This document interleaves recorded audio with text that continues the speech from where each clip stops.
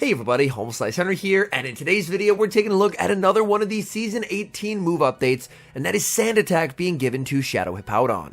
Sand Attack is a ground-type clone of the move Fury Cutter, so giving Hippowdon a move that focuses on lightning fast energy generation, whereas previously it was stuck with some pretty poor fast attacks that were mainly focused on damage. I'm curious to see if Sand Attack is going to be enough to give Hippowdon some much-needed life in the Open Ultra League. So without further ado, let's hop into the matches, and let's test out Sand Attack Shadow Hippowdon in the Open Ultra League. Picking up a terrible lead in the first match, Pidgeot versus Shadow Alolan Sandslash. The save switch into the Annihilate, opponent is going to respond with Giratina Altered. I build up to the Shadow Ball and bait with the Night Slash. Opponent is going to let that through, but that's very okay. I need a Night Slash plus a Shadow Ball to threaten a knockout anyway, so my opponent no shielding isn't too bad for me. They're going to go for double Dragon Claw because a Shadow Sneak would not be enough to knock out, so they need 2 Dragon Claws to KO, but as it turns out, the 2 Dragon Claws barely do not KO either. I make the Shadow Ball and force the shield from the opponent. Annihilate IVs. Mine aren't the greatest, but they came in clutch there. And now I can send in the Pidgeot. Pidgeot is going to be able to make it to the Brave Bird on the CMP tie. This is going to be goodbye to the Giratina. And now I have Shadow Hippowdon with a shield to try and close out the game. They're going to send in the Sandslash. In comes Hippowdon. Hippowdon is going to be shielding up the Ice Punches, looking to overfarm, and then fire off a Scorching Sands. In the back, the opponent has Clefable. I'm farming up with the Hippowdon, trying to go for the Scorching Sands. Game stuttering a little bit. This Scorching Sands is going to do quite a lot of damage to the Clefable, and I make it to Scorching Sands number 2.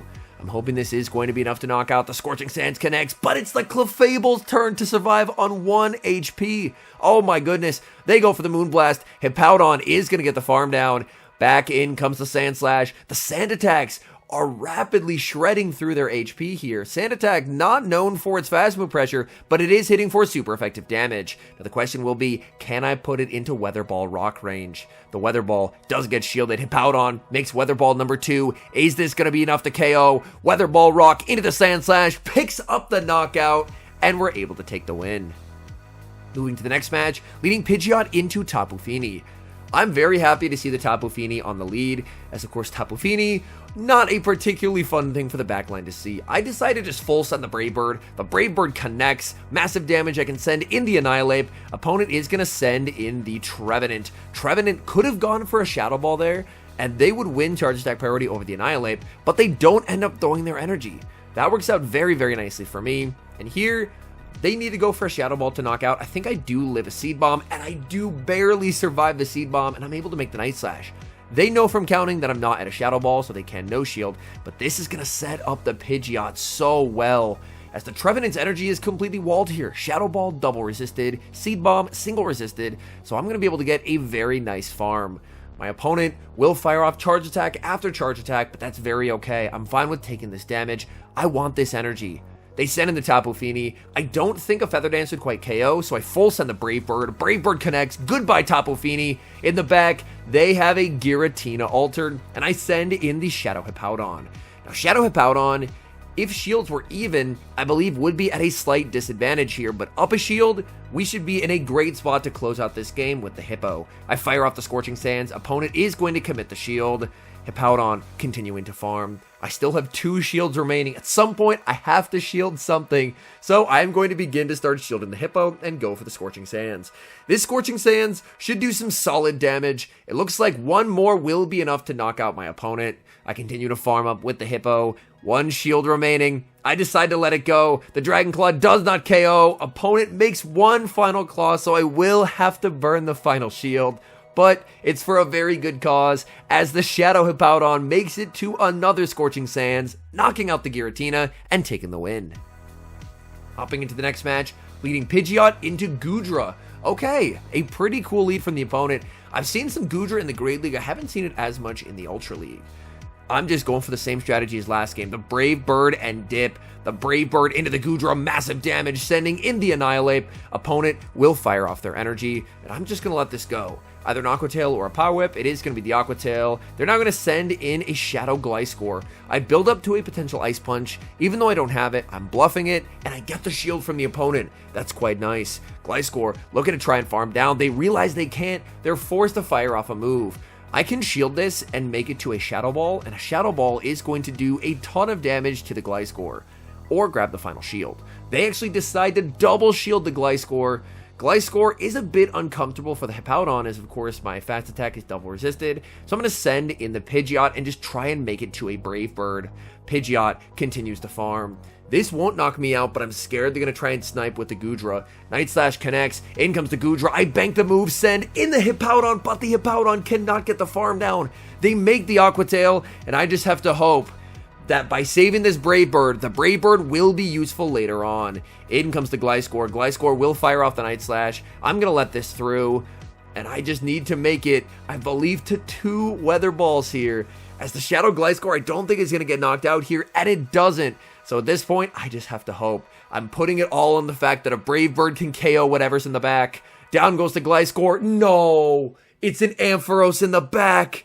Oh, absolute nightmare there. Had I just thrown the move on the Goodra, I think I could have won the game with Hippowdon, but I saved the Brave Bird for later, and I lose to an Ampharos with a Shadow Hippowdon team. We've got mirror leads in the next match, Pidgeot versus Pidgeot, and both of us have Best Buddy Boost equipped. This means that this CMP tie is going to be a true coin flip, as we both have identical attack stats since we're both 15 attack Pidgeot at level 51. My opponent wins the first coin flip on the Feather Dance. I'm going for a Feather Dance as well, and then I'm going to go for the Brave Bird. I go for the Brave Bird. I end up losing charge attack priority. I honestly didn't know it was possible to lose 2 true coin flips in a row. I guess I just misunderstand how those coin flip CMP works, but I did think that they alternated. I landed the -4 Brave Bird, send in the Annihilate. Opponent realizes they're not getting a move before they're getting countered down, so they're forced to aggressively switch into the Golisopod, but they're down energy, the Shadow Ball lands, and this is looking pretty nice. I was able to bait out the Water type, so hopefully the Hippowdon will have a better matchup in the back. I'm able to tank the Aerial Ace, make the Night Slash, and this will knock out, putting the opponent in an interesting position. Do they send in the third? No, they send in the Pidgeot. They thought they could farm down, but it's a Simul KO. They have the Shadow Poliwrath in the back, and now I can just debuff them with a Feather Dance. And I didn't see them sneak a counter. Did they play to a CMP tie? That they do not win. Yes, they did. So I got the -2 debuff applied. They're actually running Power Up Punch, so a very interesting moveset on that Poliwrath. Poliwrath continues to farm. Even though they're probably just going straight Power Up Punch, I will commit the shield in case they try and sneak a harder hitting move through. And now I full send the Scorching Sands. Opponent calls the bait, and 1 sand attack later, and we take the win. Hopping into the next match, leading Pidgeot versus Shadow Alolan Ninetales. We'll have to check the fast move. It is Charm, so I'm more than happy to stay in here and play this out. If it was Powder Snow, that would have been pretty tricky. As this team is ABA weak to Ice, I would basically just have to send in the Annihilate and hope that my opponent decided to stay in. Although Powder Snow on Alolan Ninetales, I don't think we're going to see that too much, as you would just get absolutely destroyed by any Feraligatr you saw. I make it to the Brave Bird, but the opponent catches onto, yes, a level 50 Whiscash. It's even got the Best Buddy badge as well. Oh my goodness. I send in the Annihilate because I can't really afford to send in Hippowdon into a Water type. So far, the opponents had an Ice type and a Water type, so Hippowdon doesn't really have anywhere to run so far. I'm hoping that against the Backmon, it can do well. The Night Slash will pick up the KO. I overfarmed enough that I can make a Shadow Ball versus the Ninetales. Opponent, oh, they're sending in their final mon, and that's going to be a regular Swampert. I would prefer to see the Shadow here, as Shadow, of course, would take more damage. They shield up the Shadow Ball, and I'm thinking, you know what?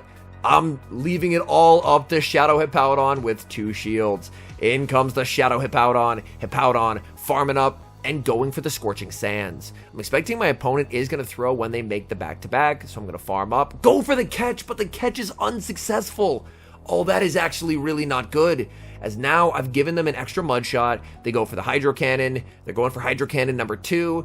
I'm going to double shield and then look to go for a Weather Ball Rock just before they make the move. I go for the Weather Ball, but they catch on the Ninetales. I need a perfect undercharge to win. I go for the undercharge, and I immediately realize I undercharged it too much. They make the Weather Ball, and unfortunately, that's going to be game over for me as it KOs Hippowdon. Using a Mon that I haven't used in quite some time, tried to get that undercharge guess right, but unfortunately, I did not. Looking for redemption in the next match, leading Pidgeot into Shadow Feraligatr. Feraligatr makes the Ice Beam when I make the Brave Bird, so there's no point in throwing right away, as I would lose CMP, so I'm just going to commit the shield, look to overfarm, and go for a Feather Dance. It's too risky for me to full send a Brave Bird because if they shield it, I'm forced to switch out. And then my backline really does not want to deal with Feraligatr. So my best bet is to just go for the Feather Dance, even if they call it. And then I can overfarm here and go for another Feather Dance. This I don't think will quite KO. They're one away from a Hydro. I actually decide instead of wing attacking down to snipe with the Annihilate. I want the one counter head start. And that one counter head start proves to be absolutely massive as they send in the Skeledirge, and because of that one counter advantage, I make the Shadow Ball before they make the move. The Night Slash bait gets the shield and the boost. The opponent could have thrown a Shadow Ball right away to deny this energy, but instead they overfarmed. They let me make it to a boosted Night Slash, and now I should be in a pretty okay spot. I've done so much damage to the Skeledirge. They're going to full send the Shadow Ball, which means they have a Disarming Voice loaded. They throw an Incinerate, so this could be a Shadow Ball, so I am going to shield it. Opponent full sends the Shadow Ball. That means they're never getting to another move. They send in Mandibuzz as their final Pokemon. The opponent must have thought that I had Ice Punch on the Annihilate. Had they sent in the Mandibuzz, this game probably would have just been instantly over if they had sent that into the Annihilate. But they got the read wrong. They sent in the Skeledirge, and now this is looking like Hippowdon might actually be able to sweep here. I fire off the Weather Ball Rock. Opponent is going to let that through. Mandibuzz is just so bulky. They're farming up. They're actually farming over 100 energy because their win con is to leave with 2 moves, switch out to reset the debuff. That's exactly what they do, but I can Sand Attack down the Skeledirge, and I have back-to-back moves as well, and Shadow Hippowdon is going to win CMP over the Mandibuzz. So Mandibuzz has the back-to-back moves. We already saw that they are running the Dark Pulse. One Dark Pulse is going to connect. It looks like I could probably barely hang on once the second Dark Pulse landed, but the good news is I'm not going to have to find out because I have the back-to-back Weather Ball Rocks. Down goes Mandibuzz, and we take the win. Positive lead in the next match, Pidgeot versus Annihilate. Annihilate does have the pacing advantage, but I can survive an Ice Punch, whereas they definitely are not tanking a Brave Bird. So I am going to no-shield opponent. Oh, they actually don't have the Ice Punch. They go for the Night Slash instead. I fire off the Brave Bird. This guarantees a knockout or a shield, and now I can pivot into my own Annihilate. I'm farming up quite a lot of energy. Opponent has enough for the Shadow Ball. I am going to respect it. But unfortunately, I do get baited. They're now going to send in a regular Feraligatr. It is the shiny Feraligatr. I am really hoping that in the next Rocket Rotation that the Shadow Totodile comes back. Because if people had the ability to run the Shadow, I'm confident almost everyone would run the Shadow. But the issue, of course, being is it's not always the easiest to get the Shadow if it's not available in Rocket Grunts currently. I'm able to pick up the KO. Opponent forced to fire off energy as they did not want to take a Night Slash. Very okay by me. And now I can send in the Pidgeot. Pidgeot continues to farm. A Night Slash will not knock out here, so I am able to withstand this damage. It is going to be the Night Slash. I only have to go for a Feather Dance here, because the Feather Dance should be enough to knock out since they're very low. And it all comes down to what they have in the back. They have Greedent, and I have Hippowdon. And this, I think this is a losing matchup for the Hippowdon. Opponent is going to start spamming out Body Slam after Body Slam, and I'm going to be going for Scorching Sands. Scorching Sands will be able to do some solid damage to the Greedent. Greedent continues to farm. This is one instance where I know that sometimes when debuffs happen, it will visually show it, but it no longer shows the text. I do find that very frustrating as I miss the text as I'm not always paying the best attention to when the visual indicators pop up. I continue to farm with the Hippowdon. They are at the back-to-back Body Slams here, so I am going to go for the catch onto the Pidgeot, but they don't throw! Can I make a move? No, I cannot! And if this Weather Ball Rock doesn't KO, I have found the lose con in this game. The Weather Ball Rock does not KO, and I found the loose con. Oh, that is heartbreaking. It turns out, from watching it back, that I think I got a Scorching Sands debuff, which actually allowed me to tank one Body Slam, which at the time I didn't realize, so I thought I had to switch and catch or get knocked out. But unfortunately, as we see, the debuff happened, I didn't need to switch, and then Pidgeot had the perfect amount of health to get farmed down and not make the move, and that's just curtains for me. Hopping to the final match, another Annihilate lead. This time, I actually end up going for the Feather Dance, but I still do get the shield. I'm going to send in the Safe Switch Annihilate, and they send in Cresselia. As long as I land a Shadow Ball, I'm very okay with just letting this go. because typically I would love to have shields for the Hippowdon. A Shadow Hippowdon really likes having a shield advantage. Opponent baits with a Grass Knot, that's very okay. They're throwing more energy, that's very okay with me. They go for another Grass Knot, that's not going to be able to knock out. I'm going to farm up and fire off the Shadow Ball. Shadow Ball will easily pick up the KO. They're just going to let the Cresselia go. They're going to send in their own Annihilate. I try and make it to the Night Slash, but I'm unable to get there.